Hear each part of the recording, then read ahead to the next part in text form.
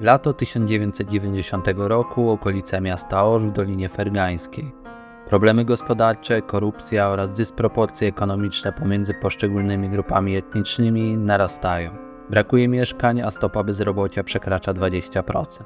Oprócz rozbieżności ekonomicznych, proporcje etniczne na stanowiskach administracyjnych regionu nie odpowiadają demografii ludności.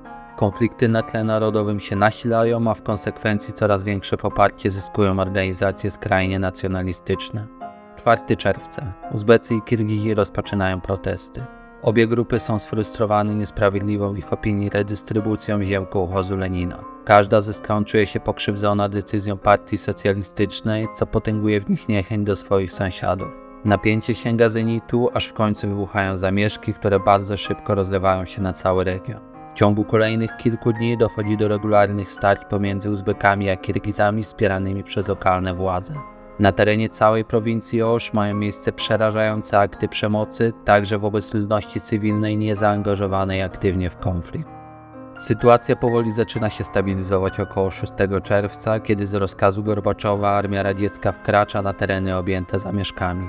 Oficjalne szacunki liczby ofiar śmiertelnych wahają się od 300 do 600 osób. Nieoficjalne dane wskazują na nawet 10 000 zabitych i kolejne tysiące poszkodowanych. Jednak pogrom ten nie rozwiązał problemów pomiędzy zwaśnionymi narodami. Przez kolejne lata mniejszości etniczne zamieszkujące cały kraj muszą mierzyć się z niechęcią, dyskryminacją i innymi formami przemocy, co doprowadza do masowych migracji.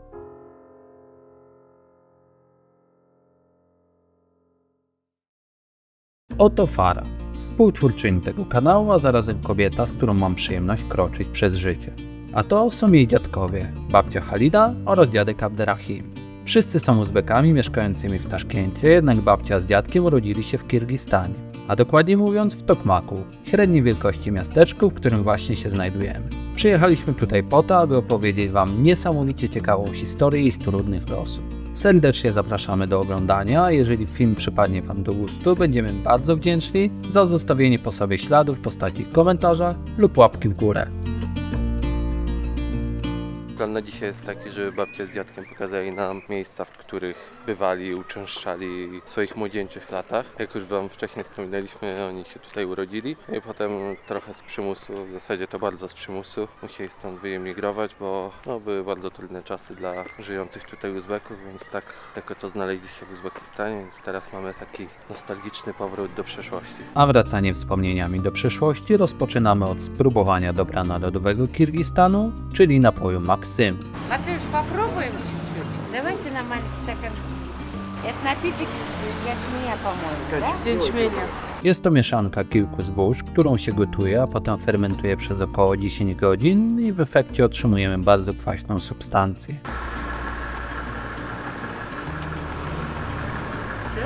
Кислый должен быть. Pyszny. Piwo Ой, jakieś. а я ладжахиген. Ой, To się nazywa Maksym. I to jest jęczmień. 18 somów to kosztuje. Na tego typu stoiskach zazwyczaj można dostać też inne specjały, jak na przykład herbatę, znany na całym świecie ayran, tutaj kryjący się pod nazwą tan, a także aralash, czyli po prostu mieszanka Maksyma i właśnie tej lokalnej odmiany ayranu. Ja piję herbatę zimną, Parunia pije to dziwne coś z tego jęczmienia, Z pszenicy, jęczmienia, czego? tak. I też jeszcze piję aralash, to się nazywa, czyli mieszanka. Ta mieszanka jest z tym tanem. Tan to jest taka jakby, taki ayran, nie? Ayran zmieszany z tym, jak się nazywa? Maksymum. z Maksymem. No trochę bardziej znośny, mi to w ogóle nie podpada ten smak. On taki jest kwaśny po prostu, nie? Kwaśny i takie zboże czuć, takie dziwne. Nostalgiczna wędrówka trwa dalej, teraz zmierzamy na lokalny bazarek załatwić kilka formalności. Zaczynamy od wymiany gotówki. W tym wypadku najkorzystniej to zrobić u cinkciarza, czyli osoby poruszającej się w raczej szarej strefie z perspektywy prawa, ale w krajach tego regionu nie budzi to żadnej sensacji. Poszliśmy też zaopatrzyć się w kirgiski numer telefonu, żeby w dalszej, bardziej przygodowej części podróży mieć kontakt ze światem. Podłączam numer, kosztuje $5 na 2 tygodnie, będziemy mieli bez internetu. Ale co najistotniejsze, musieliśmy znaleźć godne miejsce, żeby spróbować narodową potrawę wielu ludów zamieszkujących te okolice, czyli i Ashlam Food. Usiedliśmy koło bazaru takiej restauracji, jakby stołówki i jemy Ashlam Food. To jest akurat Dunganie robią tutaj. A jest jeszcze kto robią, że Ujgurzy też robią. Babcia bardziej chciała do Ujgurów, ale okej, jesteśmy tutaj. Kosztuje 100 сомов, jakiś tak dolar, nie? Trochę ponad dolar. Это блюдо кушается холодное, не горячее.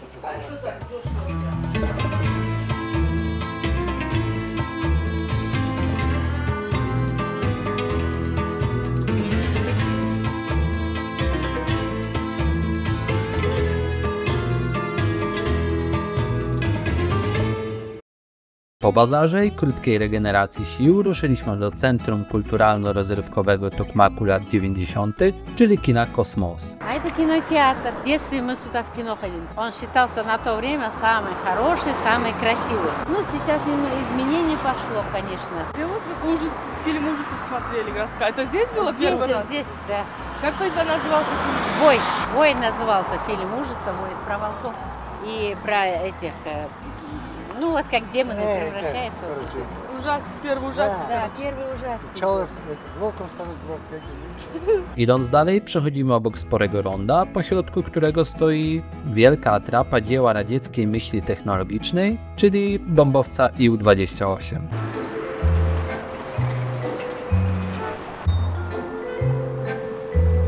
Nie do końca rozumiem, co to ma symbolizować, ale może lepiej zostawmy ten temat.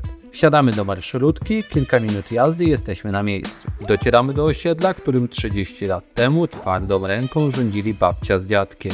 Co my tu mamy? Mówiłam ci, że coś tak mi wygląda dziwne, to jest konopia dzika.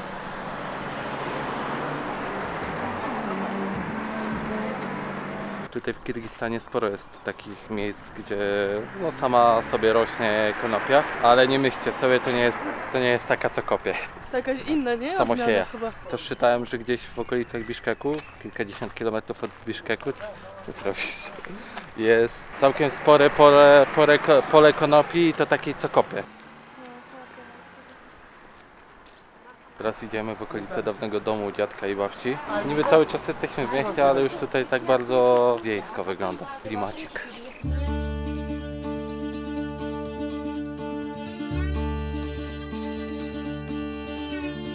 Сюда смотрел, здесь просто поменяли, вот, а это тетя Валин дом, вот.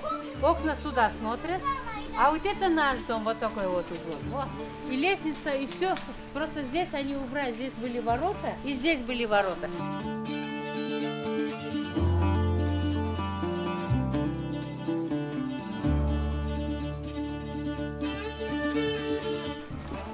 Siemka.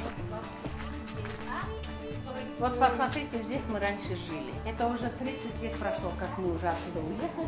Я это хорошо помню, даже вот этот рисунок, вот этот не менялся. Вот, так как остался, так и стоит. Эта территория, этот дом был один, здесь поделили пополам.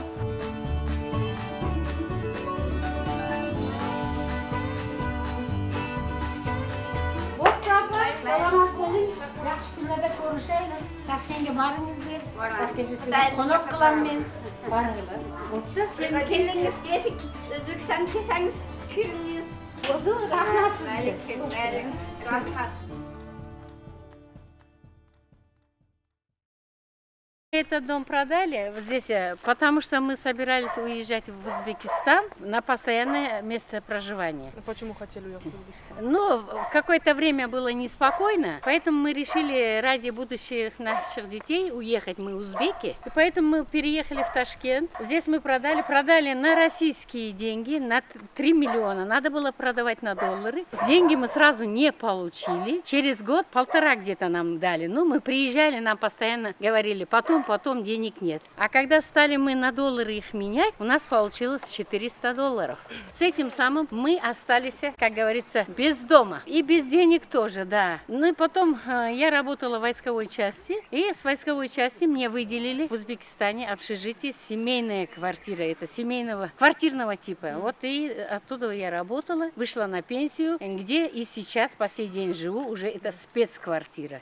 Уже она считается нашей квартирой. Вот так. Получилось так, что мы хотели как лучше с домом, а с домом у нас немножко провал получился.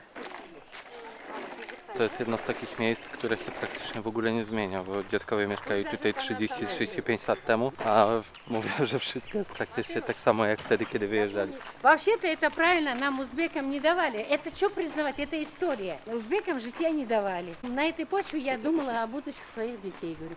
Поэтому я выехала в Узбекистан. Все, и мои предки, говорю, узбекистанцы, говорю. Я всегда хотела жить в Узбекистане. No wasze предки тоже поляки, потом в Польшу не приехали. Поляки в Польшу поехать, я-то не знала, что доступ можно. В Польшу просто так не попасть, а по Азии я могу попасть. Если с удовольствием, я бы, конечно, тоже в Польшу поехала бы. Я бы хотела посмотреть польские города, места. No поедете. Ну, если даст Бог, конечно, поедем. Мы от этого не отрицаем и не отказываемся. Я вообще всегда мечтала посмотреть европейские страны. Говорю. А тем более, что сейчас у меня внучка там учится, работает. Я слышу от своих внуков, они очень хорошо отзываются. Ну, в свое время мать тоже говорила, что люди очень хорошие, доброжелательные. Но она сама не признавала, что она палка, да? Потому что нельзя было, да? Нет, она открыто не говорила, но она с корнями, она мне единственно сказала, что ее мать польской крови, фамилия у нее Покрамович. И родилась там, где вот поляков всех, я Успенск, я уже не помню, надо на документы посмотреть, да. Там, туда, там они, их туда вывозили в свое военное время, что ли, вот так. Вот, и они когда жили здесь, многие, на данный момент, в то время, многие скрывали свою национальность. Вот, потому что боялись, наверное, за детей, я так считаю. А это уже перед смертью. Она единственное сказала, у меня польские корни, и поэтому надо, чтобы вы знали об этом. Ну да, и оттуда тоже Фарангис знает, что у нее корни, да, Да, и и оттуда она Фарангис, приехала когда в Польшу, приехал, да? Фарангис вообще-то поначалу не знала, что у нее есть польские корни, потому что я ей не говорила. Потом я ей сказала, что у нее есть польские корни. Вот ты скажи, что у тебя есть корни. И когда она это начала говорить в посольстве об этом, ну и фамилия, ну некоторые документы или что-то там предоставили, показали, и они, да, сказали. И получилось, что ей просто повезло, что она поступила в Варшавский высший университет. И к чему я так очень довольна и рада, говорю, да, что она там поступила, что она там учится и вообще, что она в Европе. И я довольна, что рано или поздно корни дают о себе знать. И вот, наверное, пришло время именно в этот период, и мы все узнали,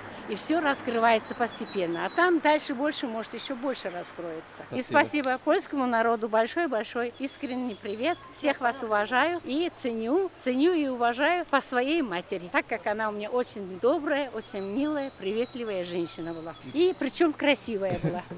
I wam тоже спасибо большое. Z osiedla, na którym wychowywali się babcia z dziadkiem, ruszyliśmy na spacer po miasteczku. Obserwując życie w Tokmaku, a w zasadzie tego brak, doszliśmy do wniosku, że miejsce to swoje najlepsze czasy ma już raczej za sobą. Porzucane projekty budowlane, ruiny na każdym rogu, gołym okiem widoczny odpływ ludzi do większych miast czy za granicę. Taka rzeczywistość. Fajne ruinki, opuszczone domy. Это было общежитие, да, раньше? Техникум, да. A, technikum, да? Это все... Общежитие было. Здесь столовая была. Czyli tutaj była szkoła razem z takim akademikiem, internatem. Totalna ruina.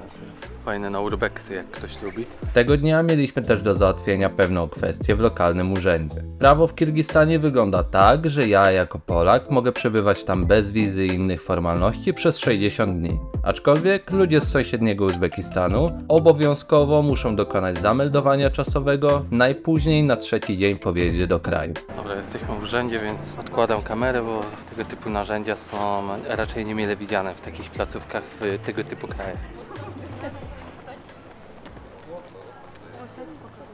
Dobra, okazuje się, że my nawet nie wchodzimy do tego urzędu, po prostu ciocia, która tutaj pracuje, wzięła nasze paszporty i poszła to załatwić za nas. A jakbyście byli zainteresowani, tak wygląda urząd.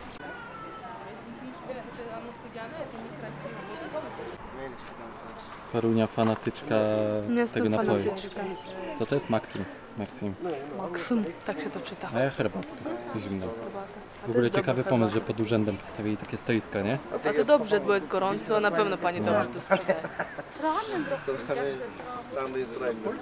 Wszystko bezproblemowo się udało załatwić. Troszkę pieniążków trzeba było zapłacić, ale nie łapówki, jakby co. Normalnie wszystko zgodnie z prawem. No i teraz idziemy się ogarnąć trochę w mieszkaniu i jedziemy dalej. Idziemy zobaczyć tak zwaną wieżę Burana. Nie wiem dokładnie co to jest, o co chodzi z tym budynkiem. 8, ale Farunia podobno, znaczy przyłapałem ją na dokształcaniu się, więc na pewno coś ciekawego wam o niej opowiem. No, także widzimy się już tam.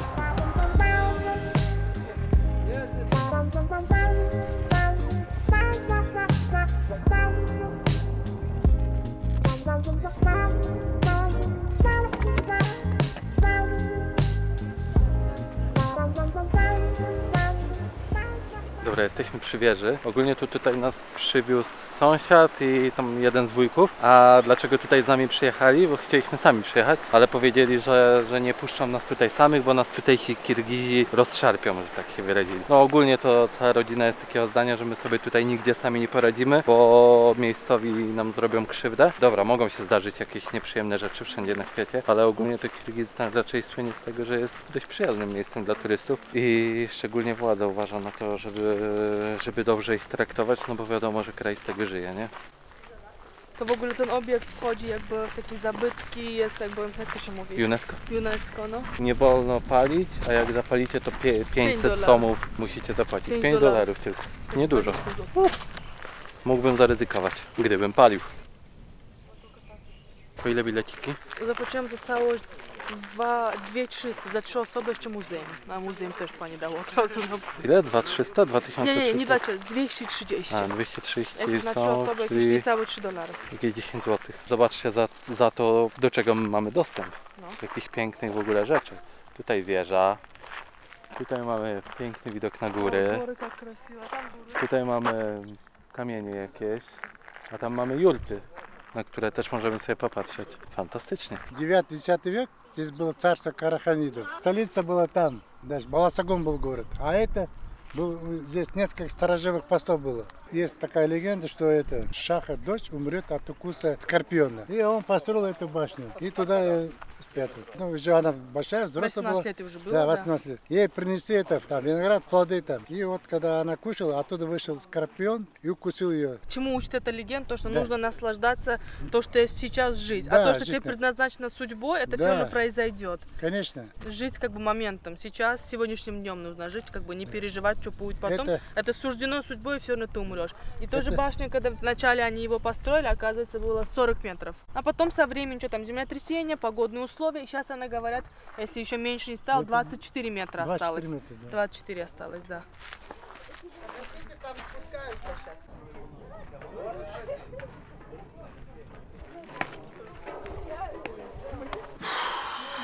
Ale powiem wam, że wejście tutaj do najprostszych nie należy. Jest turbo ciasno. Ludzie schodzą z góry. Nie ma jak się wyminąć. Jest ciemno, nie ma żadnej lampki ani nic.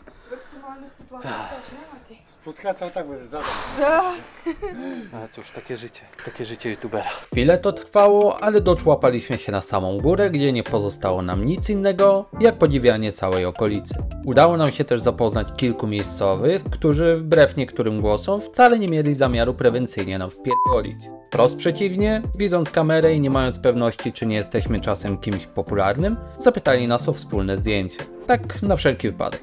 To co miłe, szybko jednak się skończyło i przyszła pora na powrót na dół. Nie no, tragedia, nie? Mogliby tu zrobić jakieś kurde, żeby się trzymać, jakąś barierkę, cokolwiek. Это bardzo, bo wiesz, na górę iść łatwiej jest. Ja się nie boję, że mi coś się stanie, tylko boję się, że kamerę rozbiję. To również przetrwaliśmy bez fizycznego szwanku, jednak straty mentalne są nie do oszacowania. No niby się udało, nie? No, ale sukcesem bym tego nie nazwał. W okolicy znajduje się także kilkadziesiąt tajemniczych kamiennych posągów, które według Wikipedii są swego rodzaju nagrobkami prezentującymi zmarłego podczas stypy urządzanej po jego śmierci. Mnie jednak to tłumaczenie nie przekonuje i wolę wersję Fary, którą na potrzeby tego filmu możemy uznać za specjalistkę od spraw wszelakich.